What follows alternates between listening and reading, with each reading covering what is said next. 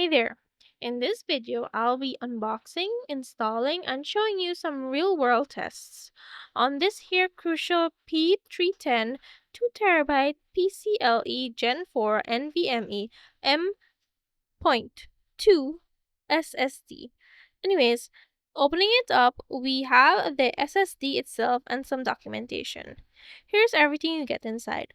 Here's a closer look at the documentation. Whoa, this is a lot of words. I'm not gonna read this. And the other paper? Yeet! Here is the SSD itself. It comes in this plastic case. Very secure. Here's a closer look at it. Now here I am installing it into my laptop. Just find your M.2 port. Line up the notches. Push it down and screw it in. Easy peasy. Now here's a real-world test. As you can see, this SSD is fast. 2.17 gigabytes per second transfer rate. Very impressive. Overall, I highly recommend this SSD.